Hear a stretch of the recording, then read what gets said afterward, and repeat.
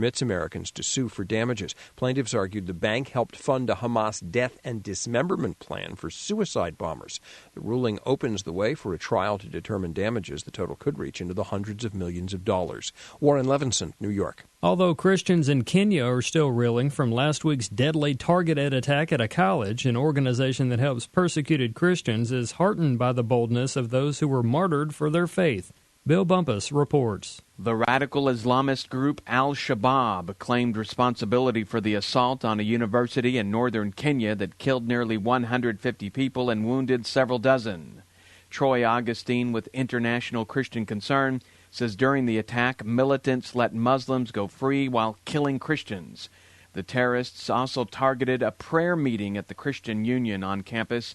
In the midst of the brutality, Augustine is inspired by the courage of the believers. It's encouraging to see Christians who, when asked and when targeted as being Christians, are not denying the faith, they're not denying Christ. They're going to their deaths proclaiming his name. There are threats of more attacks. So we should pray that Christians would be spared.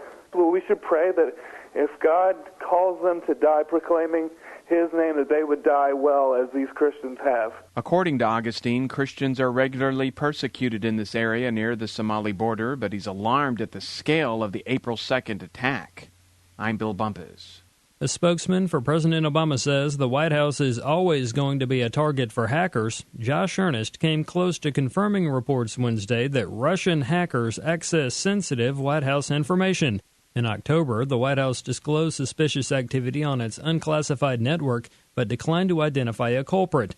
Earnest says classified networks did not appear to be compromised. He's not saying whether Obama's private schedule or emails were affected. Kansas Governor Sam Brownback has signed a bill that would ban the practice of dismembering babies in the womb.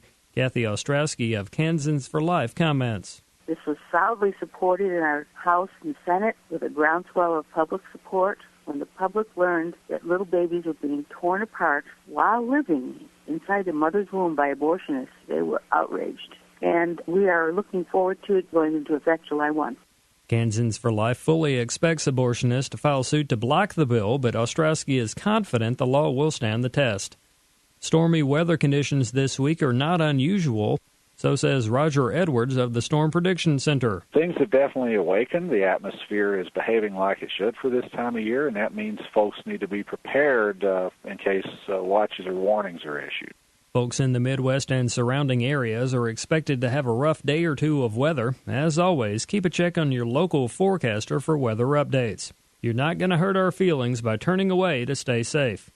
In final news this hour, stocks finished Wednesday slightly higher. Healthcare stocks gained after the latest deal in the industry was announced. Investors were also assessing minutes released from the Federal Reserve's latest policy meeting. The Nasdaq rose 40 points Wednesday, the Dow climbed 27, and the S&P inched up 5. That is American Family News for this hour. For more news and information, visit onenewsnow.com or the One News Now app.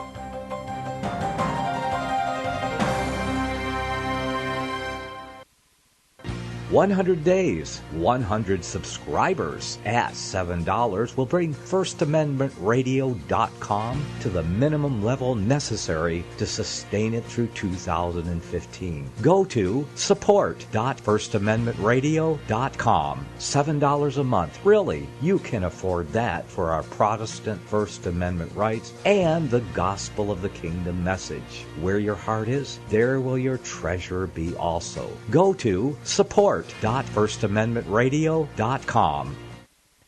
You're listening to FirstAmendmentRadio.com worldwide. Freedom is never free. We need your support today at FirstAmendmentRadio.com.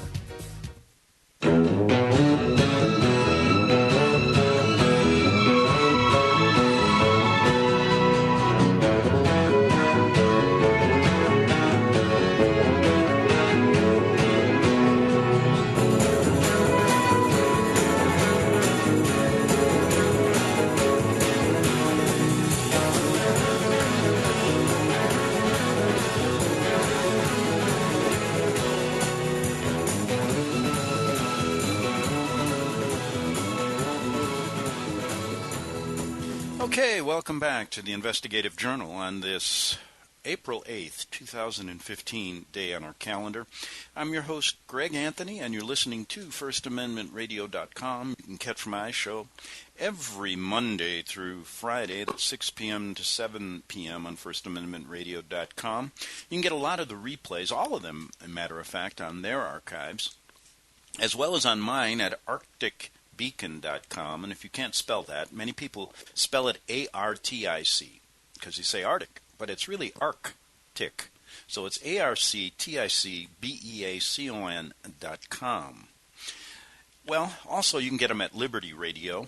And where else? We're on several AM stations across the South, and I put selected shows on shortwave. Now, let's see, on Monday, I delved into the Flat Earth theory. That was an extension of a last Friday program. And then I was going to do it Tuesday, but some other important things came up, and I spent yesterday talking about the Tony Alamo case and the kidnapping of children and how the DHS services, the child services across the country, are, suspect in what they do. Go to my show yesterday if you want to get that. And I'll be going back and doing more on that later this week and next week as well. But I wanted to get back to this Flat Earth theory and talk about it a little bit. A couple people that used to be on my show, years ago, contacted me, and one person said that he was delving into it himself and saw that I was, and maybe we should talk about it. And then there was another person that came out of the woodwork again, named Leo Zagami. And I'm not going to, if you look back on my shows, you'll see all the things I talked about Leo Zagami, and he emailed me again and has a new book out. So we can go back and talk about that at a later date. But anyway, let's get back to this Flat Earth theory. All right. First, I looked at it from the secular point of view. Let's start there and move on. I've got a couple interesting things here as we move into the religious point of view. Okay, so secularly, everybody that wakes up listens to NASA. And so we are told, now we're not scientists, of course, so we live on a round ball that spins about 64,000 miles an hour, and it rotates in an orbit around the sun, and etc., and we have a moon that is accompanying us somewhere. And then there's all these planets and the Milky Way and just universal nothing out there in space. I mean, NASA, there's, an interesting article came out. The Vatican is meeting with scientists to talk about how to prepare. This is an article. I should go to it in another show because I don't have it here. So I'm just going to paraphrase from what I read. They're having a big, huge meeting. It's coming up this summer, I guess, on how to prepare us citizens of the world for extraterrestrial life that's going to appear. Because they're apparently saying that it's definite. So, that's what we've been told our whole life, okay? That there's all these planets out there, and the only reason that we haven't encountered any extraterrestrial life is because it's so far away. And maybe we have, and some people think that there's aliens that live on the Earth, etc., etc. So we'll leave that for another time. But I just wanted you to know where the Vatican's coming from now. Now, back to NASA. So most people grow up thinking that, but you really have no clue on the science behind it. And so when I started looking at NASA, I said, well, boy, I categorically disagree and don't believe that we ever went to the moon when you look at the facts and the people that have really studied it and showed us in their work, in their documentaries, in their in a lot of the information that they got from NASA, and in fact, one little tape that was sent by a mistake to a documentarian that even showed the astronauts up staging this whole event. But you still, even though you present strong facts like that, people still believe NASA. Now, when you start looking at all the, I don't even think they say there's a International Space Station. And when you look at the facts and the videos and the things, I was, regarding that, I think that's a fraud as well. It's a good possibility that's a fraud when you start looking at that. Okay? And for example, there's a information out there that when they do their spacewalks, they do it in a swimming pool. And if you look at some of the tapes they send out, one had you could see a scuba tank on one. And then you start looking at really the films they send out, and you can actually see it's a fake. And it's amazing that people, no matter what, they'll say something like, well, it's not a fake. You guys don't know what you're talking about. The people, and I'm not saying myself, because there's a lot of researchers out there, science guys that do a lot more than I do, that bring this up. But people still believe NASA anyway. So NASA really knows they got you by the you-know-what. Because the owners and the rulers of the world want us to believe what they want us to believe. They don't want thinking human beings out there. They don't want anybody using common sense. They want you to just blindly believe what they say. And so that's the theory that we grew up with. Spherical Earth, basically spinning around at this incredible speed, and then there's gravity and all this stuff. And, hey, I got to stop a minute because Max, stop that. Okay. So anyway, that's the thoughts that we grow up with and we believe. And so when you start presenting different things, all of a sudden you're considered back in the Dark Ages. Like the Earth is stationary, it doesn't move, and the sun and the moon rotate around the Earth. Okay. When most people hear that, they go, wow, you're in the Dark Ages. Then you can even go farther and say, no. There's information out there that the Earth isn't even round. Then they really think you're crazy. Well, we'll get into this in a minute because I presented an article. It was a biblical look at this. And I've got some comments that were made about this article. And they were looking at whether, the history, the Bible quotes, and can you infer from those quotes that the Earth doesn't move, and is it either round or flat? All right, but let me go back to something here.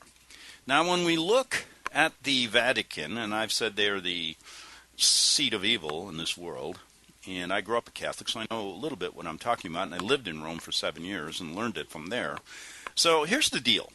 Let's look at the Vatican right now is into astronomy. They've got more stuff going on. They got observatories. The Jesuits are they've got more people in science than you want to believe.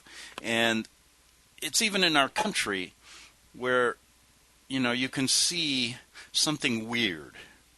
All right. Now let me tell you this, because the Vatican now subscribes to the NASA view. They said, back in the old days, people just didn't know what they talking about. And at one time, they were flat earthers, right? But now they're not. They're basically astronomers. They have their own observatories all over the place. And you can see, even go to Arizona, and you'll see one of the biggest telescopes known to man right there. And in 2010, I did a story, and this kind of relates to what we're talking about, so you get an idea of why I believe the Vatican is in cahoots with NASA, and I don't believe a word that comes out of NASA's mouth.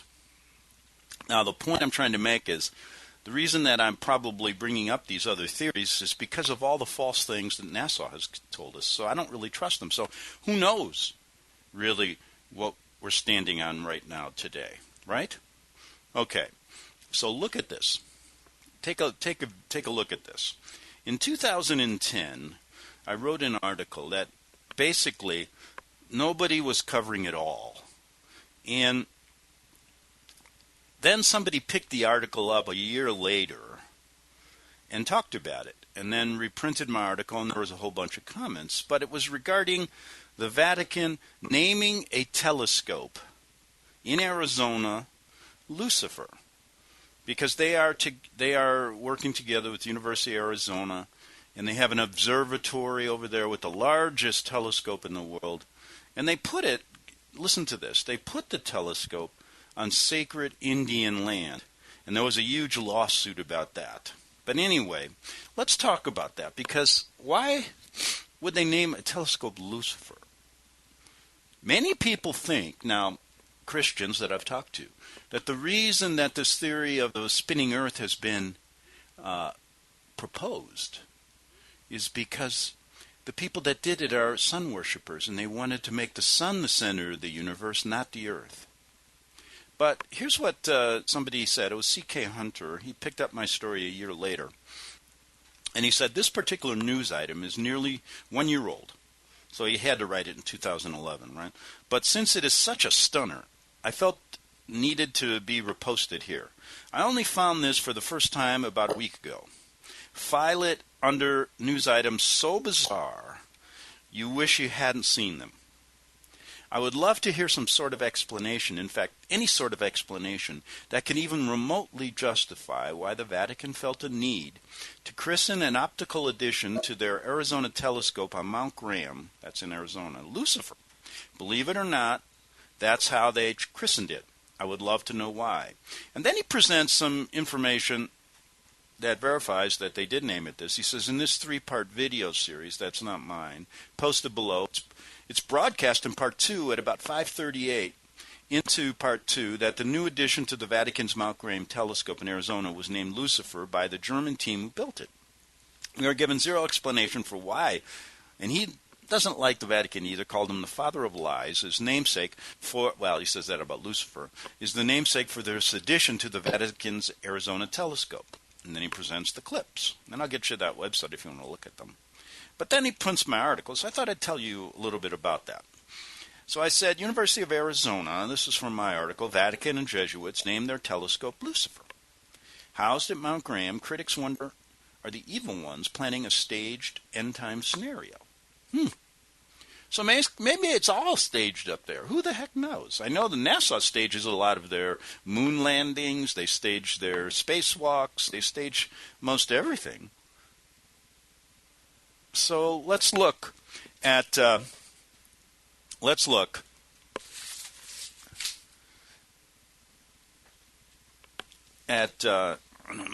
Max is doing a few things. He always takes advantage of me when I'm on the radio.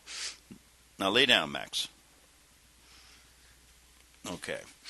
All right. He thinks he can get away with things because I'm talking. He doesn't think I'm paying attention to him. But anyway, let's get back to this. Now, the University of, this is the story I wrote, April 23rd, 2010. The University of Arizona, together with the Vatican and Jesuit order, and the reason I say Jesuit order is because Jesuit priests are actually manning the telescope. And if you don't believe me, check it out yourself. Announced today, it named its newest high-powered telescope instrument Lucifer. There has been a great deal of speculation among Vatican critics why, in the first place, the Jesuit order was allowed to build a huge stellar observatory on Mount Graham in Arizona on holy Indian ground, in cooperation with the state-run University of Arizona. With the naming of Lucifer, critics claim the Vatican has showed its true colors, using God and Jesus as shills for their true master, Lucifer.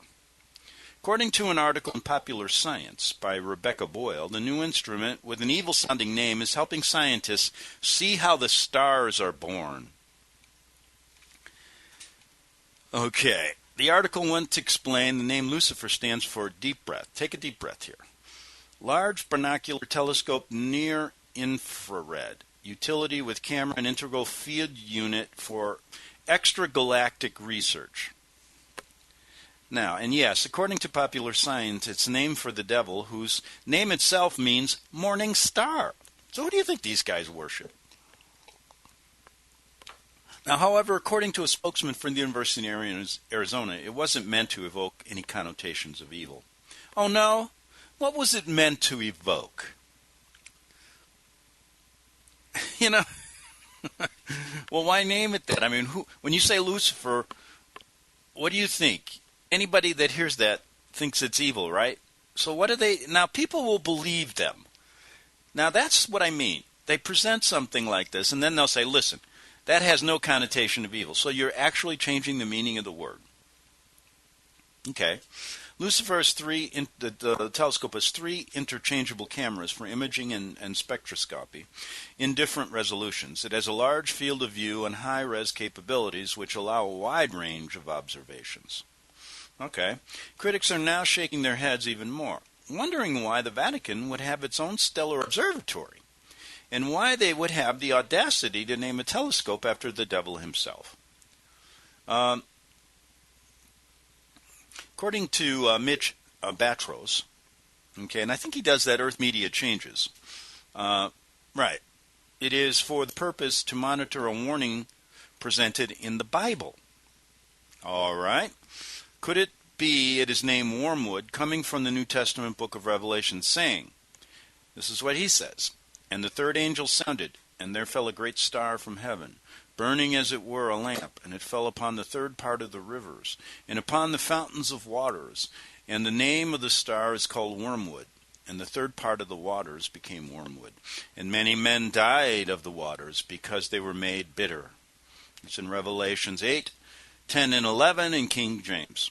Okay, Batros added this reference to end times as well as a Mayan prophecy. It is possible, he says, the Vatican has the same information as the Mayans. Both speak an event coming from the center of our galaxy, Milky Way.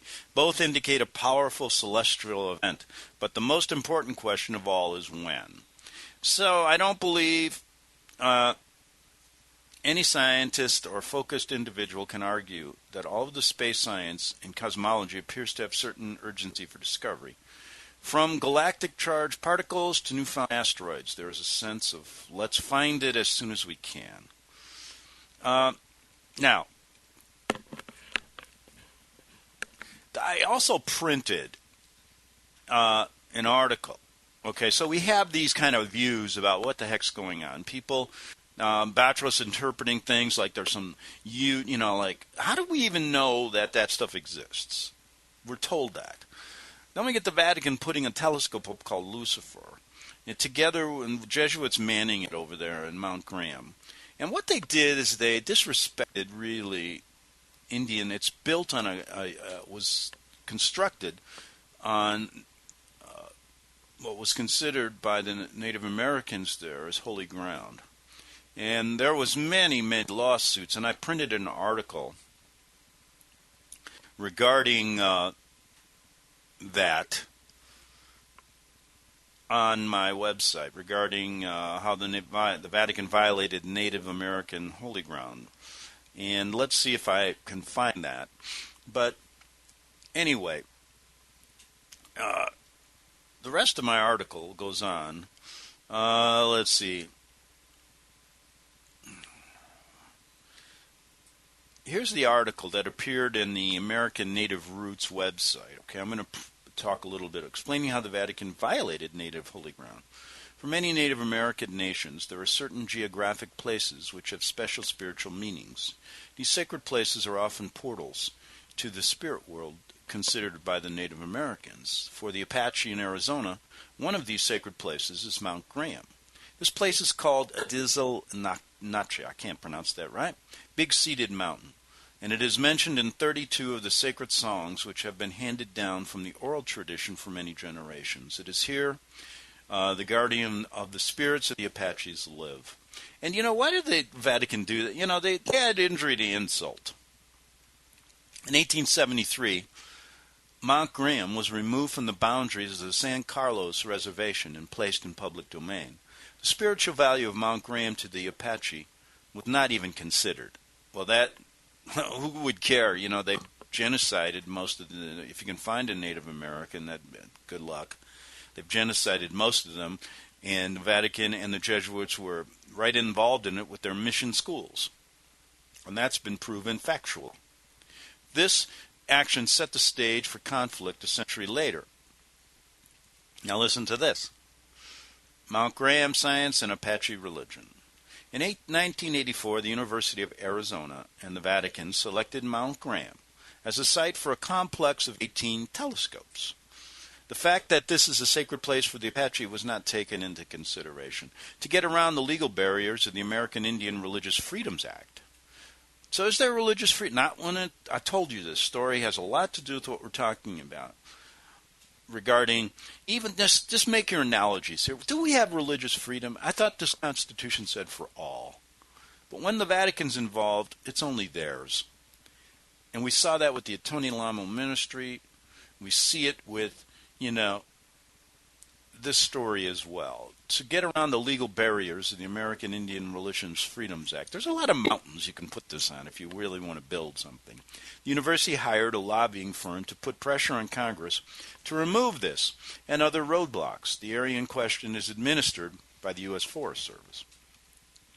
The Vatican has an observatory staff, which is officially supported by the Vatican City-State. The Vatican Observatory Foundation is supported by private donations. One of the most important duties of the Church is to maintain an accurate calendar, and this requires astronomical observations, hence the involvement of the Vatican with astronomy. The first Vatican Observatory was established in 1774. Congress passed the Arizona-Idaho Conservation Act in 1988. In response to lobbying by the University of Arizona and the Vatican, the act included provision to allow the construction of 3 telescopes on Mount Graham. Now, the Vatican doesn't work together with our government? Oh, no. They're just a religious organization. And what are they doing? They got more money for all this kind of, and they work together with NASA as well. Telescopes on Mount Graham without having to comply with the American Indian Religious Freedoms Act, with environmental laws. See, they break everything. They just change everything for their own benefit, don't they? They don't consider other people's religious views. The following year, the Apache Survival Coalition was started by the daughter of the Apache spiritual leader, Philip Casadore. The purpose of the coalition was to save this mountain and from the desecration by a telescope complex to be built by the University of Arizona and the Vatican. In 1991, the Carlos Apache tribe passed a resolution stating that Mount Graham is sacred to them. Furthermore, the resolution stated that the tribe supported the efforts of the Apache Survival Coalition to protect the religious and cultural beliefs of the tribe. Okay, we got about a minute and a half. So we'll get back to this in a minute. And, of course, again, I got a whole bunch of stuff I want to do on the flat earth theory, some Christians that responded to it with their views, which are very interesting, which I don't know if I'm going to get to in the second half hour, but we always have tomorrow, so come back. But anyway, so is this that surprising to you? Not to me. They want to protect their religious rights. Their Vatican's taking them away. Well, listen, this is a precursor of what they're going to do to you, you lukewarm Protestants out there who go to your ecumenical churches and basically fall hook, line, and sinker for all the garbage that the Vatican gives them. And the only reason that they allow most of these Protestant churches to exist, because they've got people out there infiltrating all of them, is because you don't even talk about them considered as the Antichrist, as the Bible points out. You won't even do that, let alone fight them on things that are going on in your world today, as far as them stealing. Like, shouldn't you stand up for the rights of these people? If you're a Christian, yes. They want to protect their cultural beliefs. If the Vatican and the government can take away theirs, in this example, they're going to take away yours as well.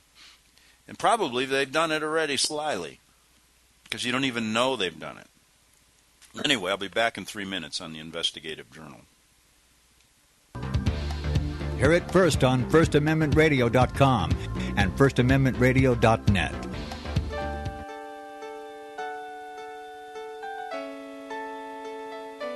The program you are listening to is 100% sponsored by you, the listener, on this First Amendment Rights Media channel. You will notice that there are few commercials on this radio network. There's a good reason for that. Corporate advertising dollars come with strings that limit program content. So without your help, these programs cannot continue on Internet or our several affiliates. If you benefit by the educational law programs, we ask you to give. If you are admonished or nurtured by the Bible and ministry programs, we ask you to give. If some voice a cause that you are passionate about, we ask you to give. If you believe in any of these, we ask you to support them as you would a missionary on a continual basis, as if giving a tithe for missionary radio. These programs are not commercially viable and must be supported by those faithful to the cause of truth. Look for the button to sponsor your favorite programs at our listen and schedule pages on the Internet. Then, when you subscribe, we will send you the last quarterly MP3 CD of that program immediately, and continue to do so with each new quarter. We will also give you unlimited archive access to all of our programs. We're asking you to give much less than a tithe, so that you may also send support directly to a particular program host, cause, and anywhere else the Spirit may lead you. Do all to the glory of our God and Creator, for His holy nation, the only kingdom that will last forever. Thank you for listening.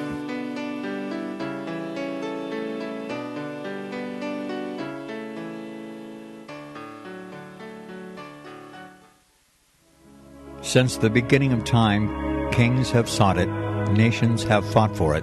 It has been traded, it has been borrowed, it has been purchased, it has been stolen. There's a reason for it. To secure the blessings of liberty to ourselves and to our posterity, invest with the security of gold and silver.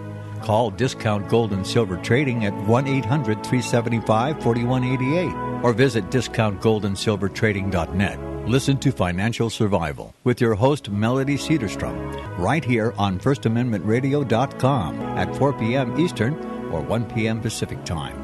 Visit discountgoldandsilvertrading.net or call Discount Gold and Silver Trading at 1-800-375-4188. Toll free, 1-800-375-4188. Okay, we're back for the second half hour of the Investigative Journal, and bear with me and stay with me now, because we're into something that happened in Mount Graham in Arizona, and we're showing, how the Vatican and the government, they just steal away the rights of people and disregard anything that has to do with protecting everyone's rights. Now, following the declarations of the sacredness of Mount Graham by the Apache Survival Coalition and the San Carlos Apache tribe, the Vatican in 1991 declared that Mount Graham was not sacred because it lacked religious shrines. This is what they said. Now, that's idol worship to begin with. Jesuit Father George Coyne, director of the Vatican Observatory. What the heck, You don't think these guys are sly? I mean, what is he, director of the Vatican Observatory in America? Hey, but they don't do business here. Do they, according to the Ninth Circuit, when you try to nail the Vatican to the wall? Jesuit Father George Coyne, director of the Vatican Observatory, indicated that he could not find an authentic Apache who thought the mountain was sacred. Yeah, because you killed them all with your mission schools, Father George Coyne, or whatever you call yourself. Father. You're not my father. I don't even, ridiculous. People believe this crap from the Vatican. Now, Father Coyne, I'm not even going to call him Coyne. Let's call him Phony Coyne, stated that to convince him that the mountain was sacred, he would have to need to see evidence of shrines, and that he would not accept Apache oral history or statements by Apache-speaking Euro-American anthropologists. Oh, who are you? Phony Coyne further declared, phony Jesuit Coyne further declared that Apache beliefs were, quote, a kind of religiosity to which I cannot subscribe, and which must be suppressed with all the force we can muster. Now, this quote is as absurd of a thing that I've ever heard, but people that listen to it will rather believe the Jesuits and sit in their little churches and give them money, visit the Vatican, and go to their Luciferian St. Peter's Square, instead of respecting someone else's beliefs. They can't. You have to suppress this with all the must. They're going to suppress everything but their own thinking, their own their own contrived their idea, with all their little Mother Mary apparitions and all of their crazy shrines and stuff, is so absurd. But that's okay. Now, the Arizona Republic reports that another Jesuit priest, Charles W. Pulzer, calls opposition to the construction of the telescope complex on Mount Graham. Now listen to what he says. Part of a Jewish conspiracy. And you don't. It comes from the Jewish lawyers of the American Civil Liberties Union, who are out to undermine and destroy the Catholic Church. Can you believe this? And you want to criticize somebody who thinks maybe the earth is stationary. But you're going to believe every word the Jesuits say. They think it's a Jewish conspiracy. Yeah, right. And the Jews want to destroy the Catholic Church. I really particularly don't want to destroy them, because I really enjoy, laughing at all the foolish things they've done. It gives me, a reason to wake up every day and put a chuckle on my, when I see them in their funny hats and their robes and how they comport themselves. It's a joke. And I get a good kick out of it. But you know what the real good kick is? To see how many people really believe it.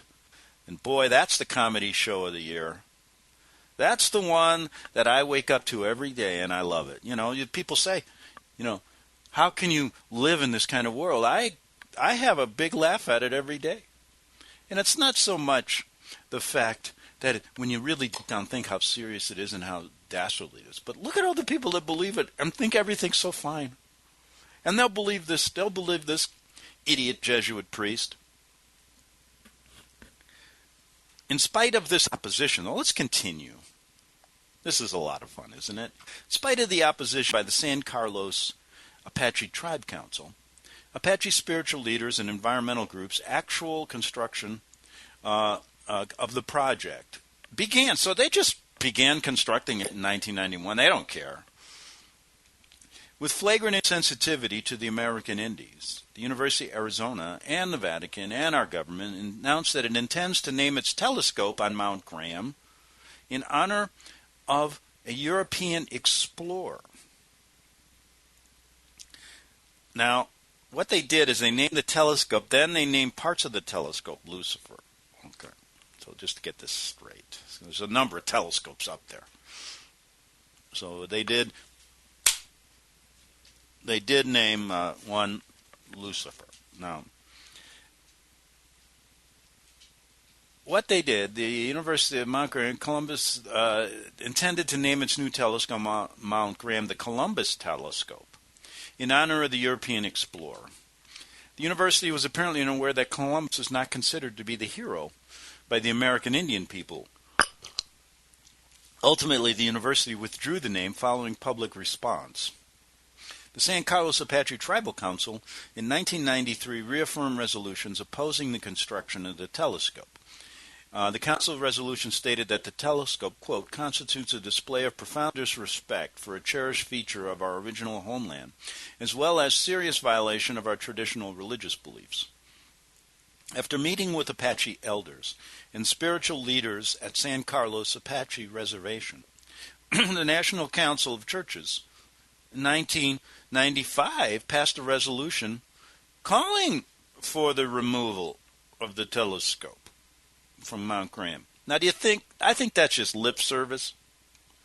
The President's Advisory Council on Historic Preservation in 1996 declared the entire Mount Graham Observatory project to be in violation of Natural Historic Preservation Act because of the project's harm to Apache culture and spiritual life. But the telescope, look, has not been removed. It's still there. So what did they really do? They gave them lip service and the Vatican got their way. In 1997, a spokesman for the Apaches for the cultural preservation was arrested for praying on Mount Graham. Okay. And that's exactly what they do. So you're going to get arrested if you start praying because you believe in the Bible and you don't believe in the Vatican. That'll happen to you one day. And it's happened to people already. That's for sure. It's happened. Look at what happened in the Tony Lamo ministry. The Apaches for Cultural Preservation feel that the Forest Service, the University of Arizona, and the Vatican developed the project on Mount Graham knowing that it would violate religious beliefs. They did it on purpose, they said. They did it to disrespect us, they said. They did it to show that they have the ultimate power and control.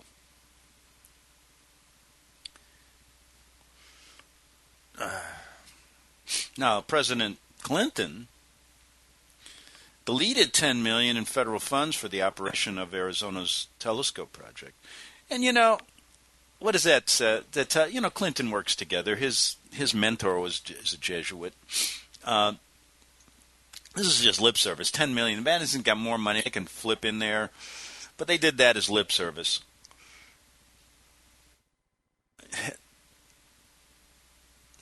Now, so it looks like they're doing the right thing, but the real key is it's still there. Isn't it? Beginning in 1998, the University of Arizona began requiring Indians to obtain prayer permits before they crossed the top of Mount Graham near the university's telescopes. So here's the deal. They steal their land, they put a telescope on there, they do all this lip service like, oh, the government has even said it's against the law, but they're still there. And then the Native Americans who want to pray on this thing, they have to get a permit.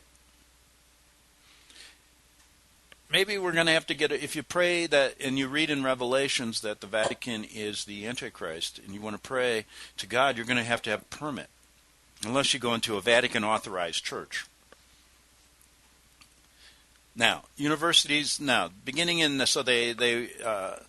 university's prayer policy required that the permit be requested at least 2 business days before the visit, and that it include a description of where on the mountain the prayers will take place. Only people who were enrolled members of the federally recognized tribes were allowed to pray. Okay, they're telling you who can pray, who can't pray, where are you going to pray, what time you're going to pray. In 1999, the University of Notre Dame, a Catholic university. Yes, I know, it's a Catholic university. I went to Notre Dame High School with the same priests, Holy Cross Fathers, announced that it would also build a telescope on Mount Graham. The university president claimed that he was unaware that Mount Graham was sacred to the Apache they're unaware? Yeah, okay. That the Apache opposed the desecration of this sacred place. This was in spite of the fact that the building of telescopes on this sacred mountain by the University of Arizona and the Vatican was a controversial issue and had been the subject of many news stories. In 1999, the White Mountain Apache Tribal Council passed a resolution urging the U.S. Forest Service to honor its duties to protect the physical integrity of Mount Graham and its long-standing and outgoing historical, cultural, and religious importance to many Apaches.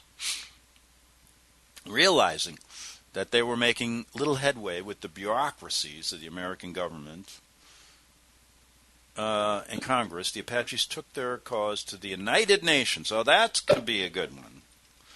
In 1999, Ola Casador Davis testified before the Subcommission on the Prevention of Discrimination and Protection of Minorities. She stated, "We Apache wish to bring to the people of this world a better understanding of our culture in order that we are able to preserve and freely live by our traditional culture and religious beliefs." Remember what that phony priest said. We got to suppress it in any way we can. We can't have people having these kind of beliefs. And so the story goes. And, it's kind of all relates to kind of what I'm doing with this flat earth theory. And the reason it does is it shows you who's in control. I mean, if this religious organization, they have astronomers, it's amazing when you look at the Vatican organization and what they're really involved in. And it always ends up no good, but they have to spin it another way. But I think by reading this article, you can see what I'm talking about. So the question becomes, why did the Vatican name it Lucifer? Well, it's pretty obvious to me why. But there were a whole bunch of comments on my article. And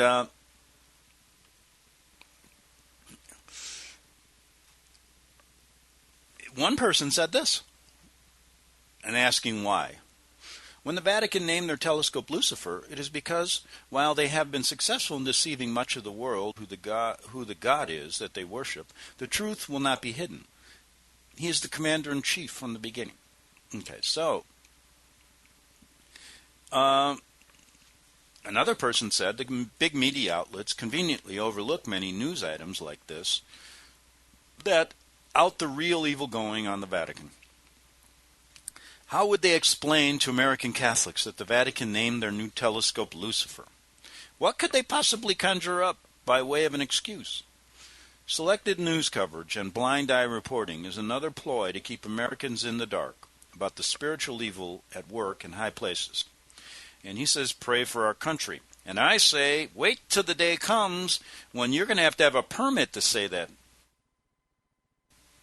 And they're going to tell you when you can pray, where you can pray, why you can pray, and who you can pray for.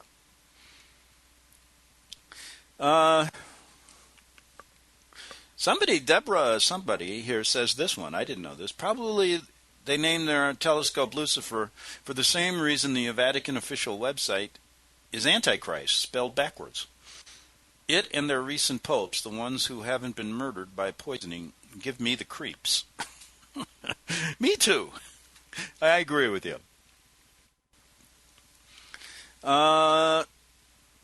According to prophecy, this present pope, I guess this was when Ratzinger was in office, we have by the way, we have two Christs on earth. One that retired, who decided that he just didn't want to officially be. He just wants to be Christ on earth privately. Then we have this pope who I call Pope Francisstein, the biggest monster they've created now, the newest monster they've created in the Vatican. According to prophecy, this present pope, which was Ratzinger, is the next to the last one.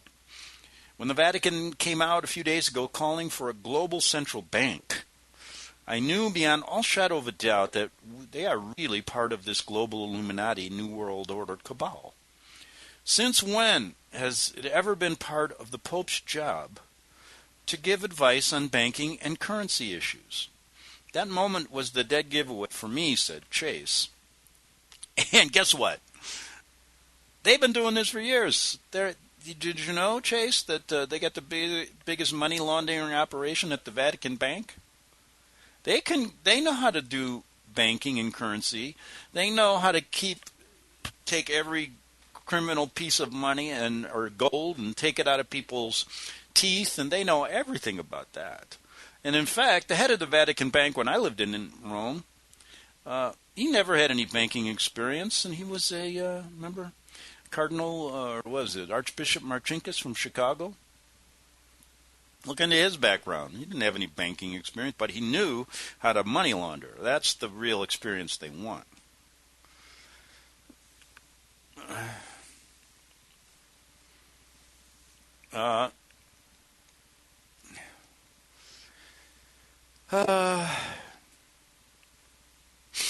This is a good one. He says, I know, this is another comment. This is a longer comment, but I guess it's worth reading.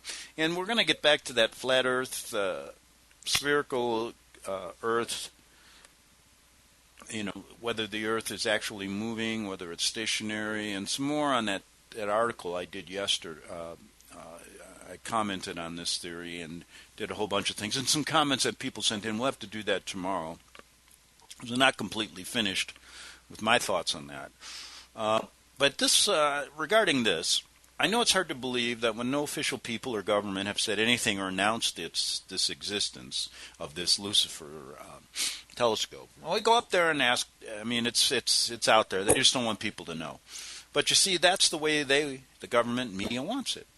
They want to keep it a secret because as of right now, they're not sure how close or how far away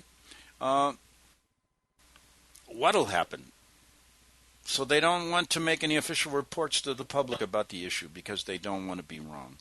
Well, they don't know what they're talking about, but so this guy is thinking that they know something's going to fall out of the sky. Who knows?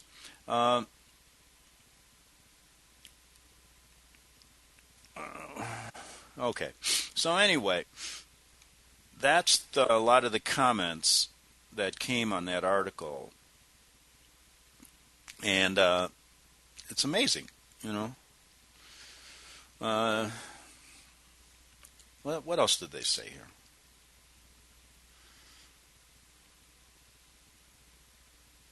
Now, here's where this guy said, and thanks for this article, and keep studying, because the United Nations, the Vatican, and the European Union are all forming a new world government and a world religion.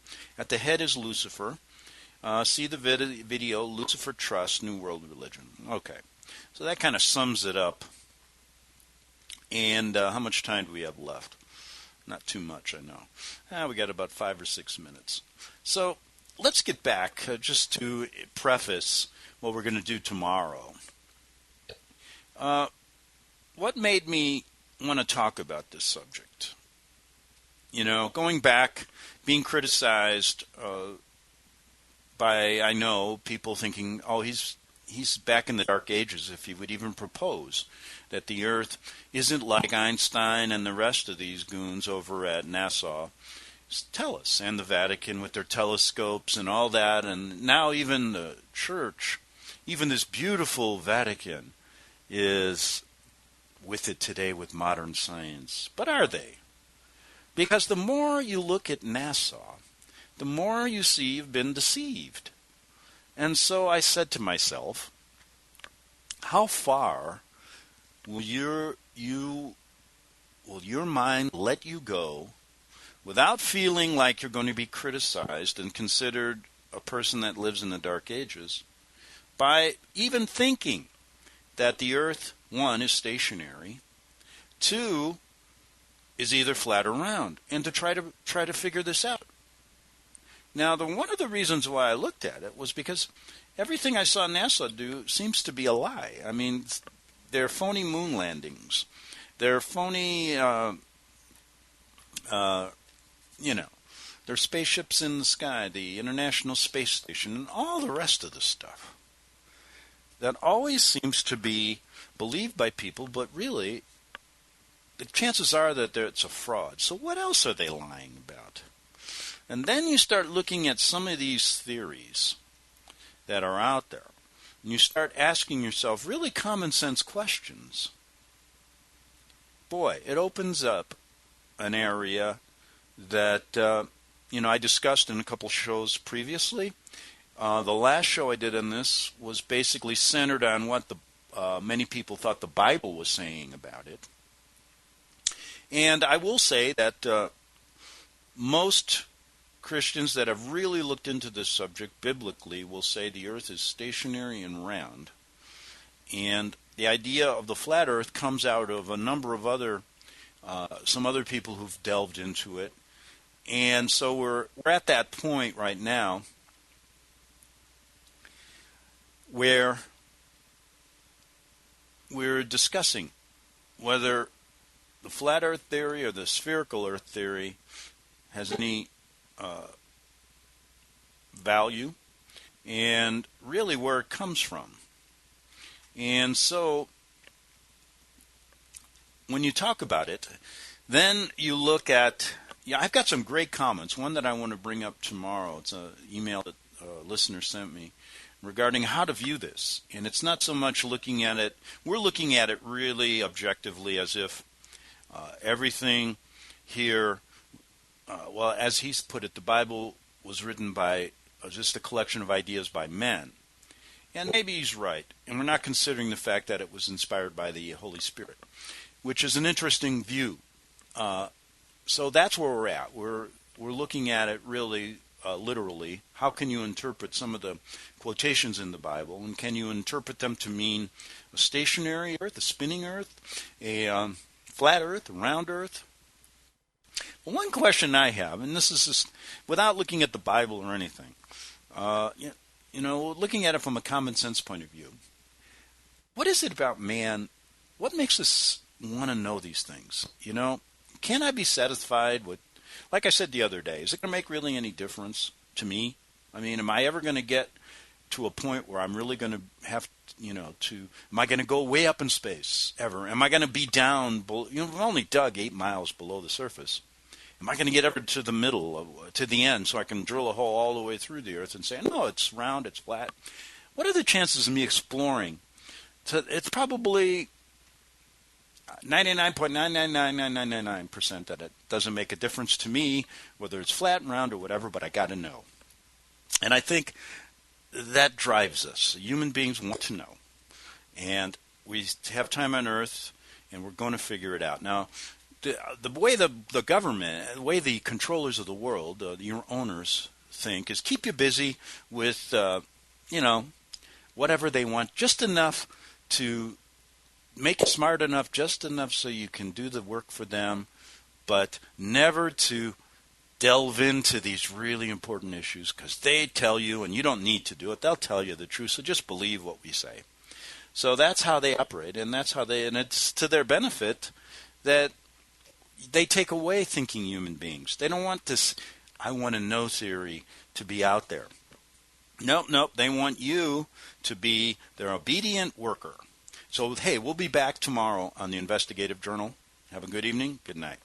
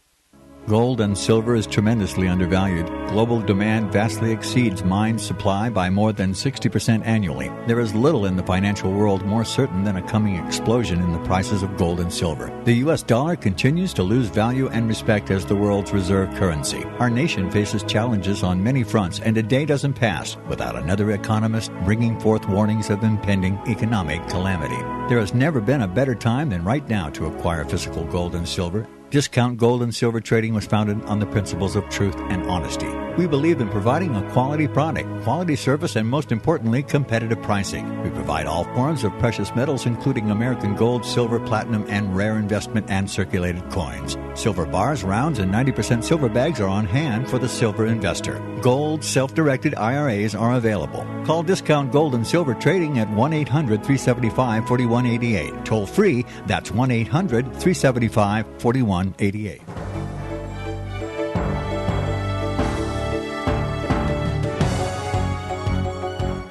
American Family News, I'm Chris Woodward. A jury has convicted Johar Tsarnaev in the Boston Marathon bombing. Sagar Magani reports. Tsarnaev sat fidgeting with his arms folded as the verdict was read in a Boston courtroom. Guilty on all 30 counts, including 17 making him eligible for the death penalty. The jury will now decide whether Tsarnaev should be executed or spend life in prison.